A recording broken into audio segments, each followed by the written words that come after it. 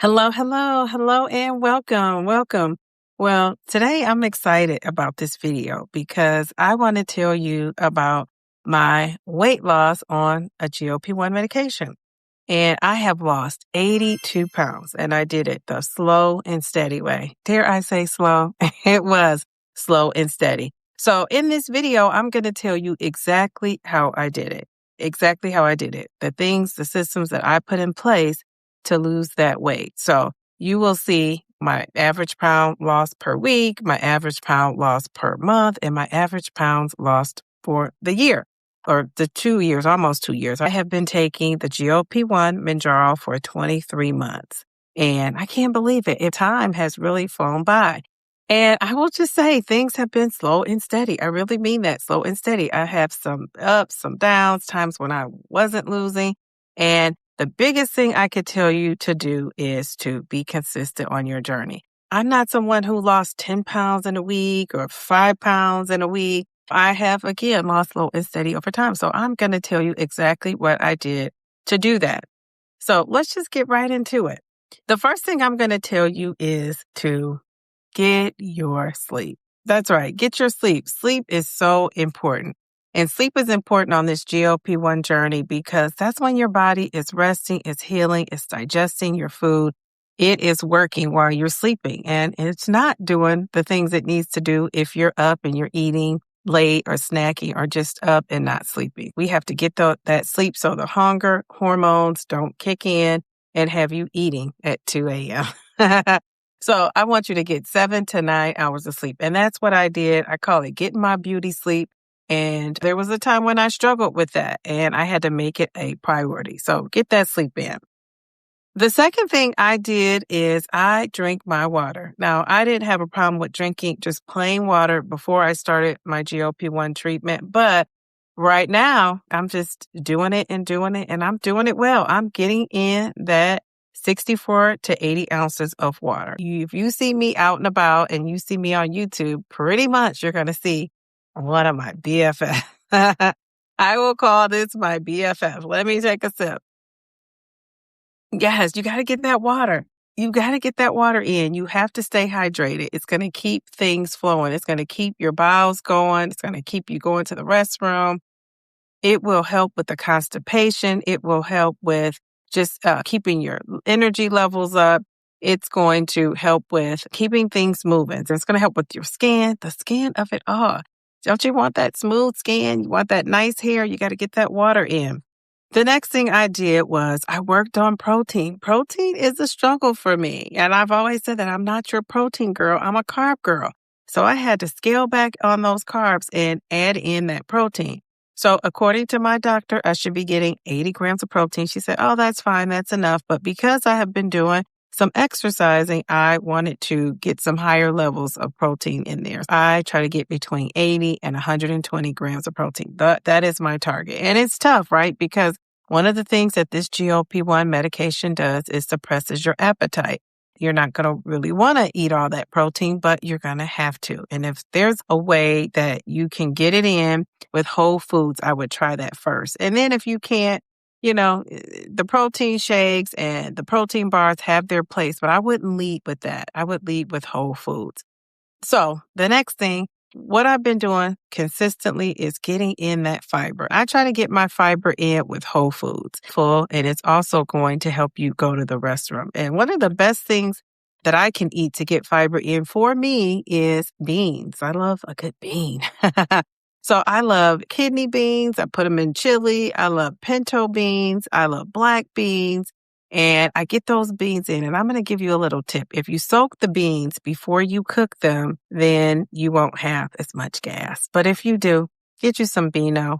You'll be okay. Another way you could get in fiber is adding some chia seeds, adding some flax seeds, and some supplements. And I'm not going to get into the supplements of it all. I have so many videos here on YouTube where I talk about the supplements I take and the supplements I use, but I would just focus on those whole foods. And consistently, not all the time, not being perfect, I was able to get in 25 to 35 grams of fiber. So get that in.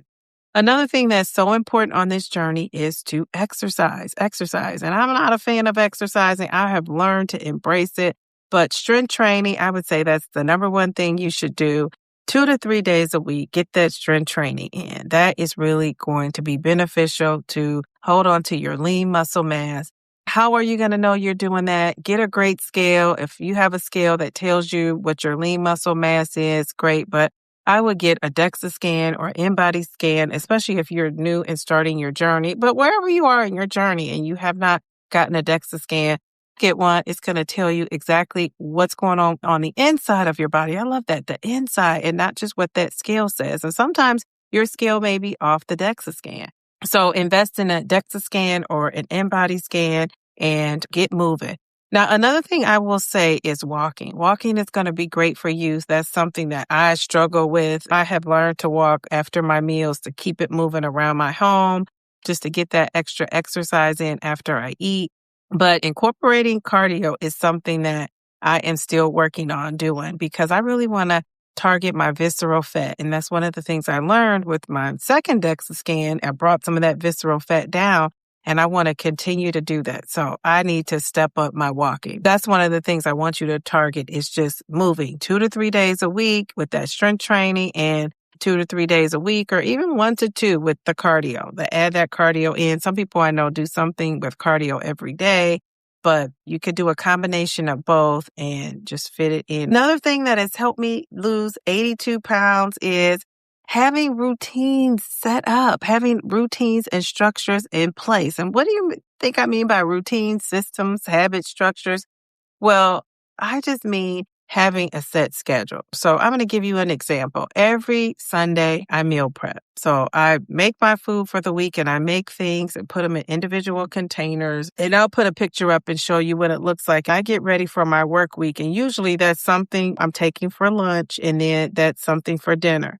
I get that ready in the mornings, and sometimes I even prep my breakfast if it's something that's not like a meal to go, like an oatmeal or a yogurt. If it's something that I cook enough for a couple of days, and then I put that in a container and I just grab and go. So that's a system that I have in place. Getting my sleep, I'm going to bed at a certain time every night. Another system I have in place is I'm taking my medication on certain days at a certain time.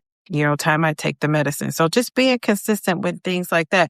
Now, am I perfect all the time? No, there are times when I fall off. But guess what? I fall down and then I get right back on board. I don't stop and I don't say, okay, I'll start again next week. I start the next time I do something, the next moment, the next minute, the next hour. So I know this is the difference between any other lifestyle change and journey I've been on. And now is that I'm not waiting till Monday. I'm not waiting till February to get back on track. I'm getting back on track that next moment I have a decision to make.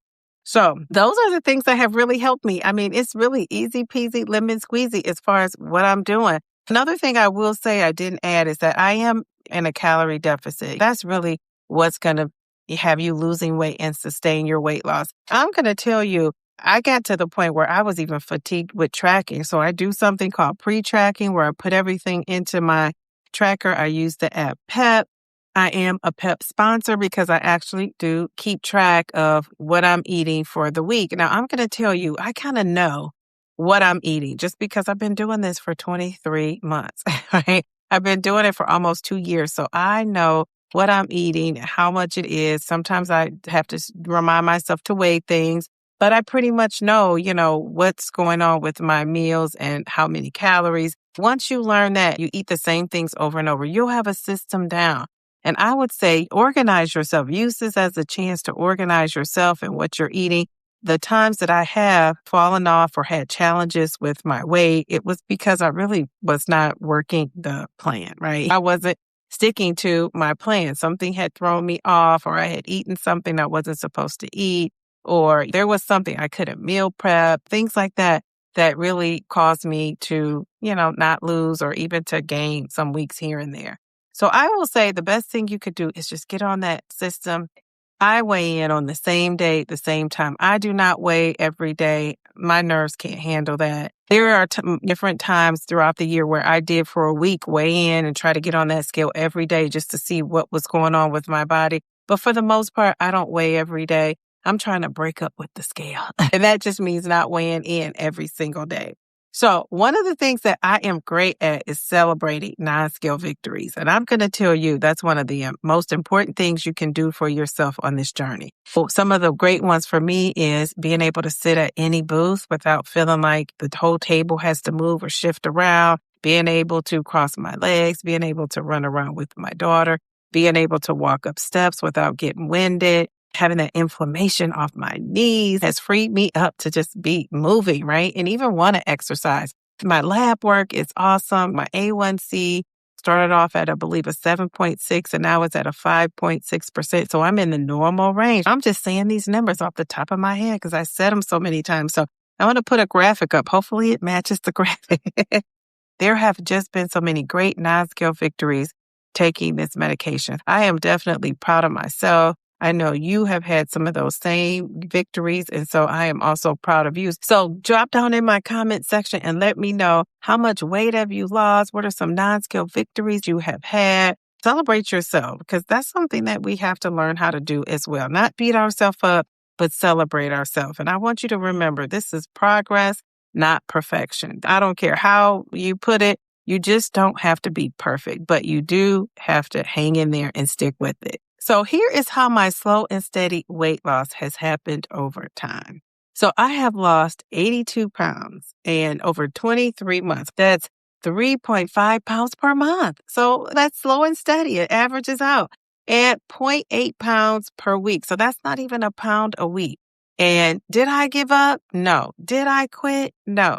And so you can do it too. So if you find your weight loss is slow and steady, just think, if you hang in there, you'll be at 80 plus pounds, or you may even be at 100 plus pounds. Whatever it is, it's more than you probably have lost before, or it's better than where you started, right? So that is the goal. If you hang in there for the long term, you will do this. So thank you for watching. Subscribe to my channel if you're not subscribed. You need to push that notification bell so you can be notified every time I go live and upload a video. I am currently live on Wednesdays at 8:30 p.m. Eastern Time, but I may just pop up. You never know. So if you have on those notifications, you can join me.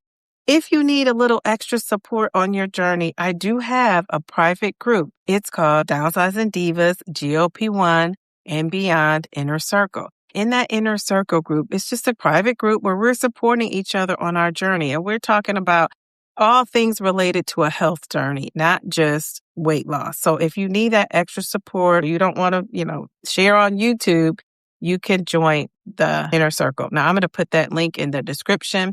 I'm also going to put that link in my Stand store. I want you to just check out my Stand store. I have things in there that will help support you, resources, some tools, some checklists that could help you on your weight loss journey or your overall health journey. So whatever you do, I want you to take great care of yourself.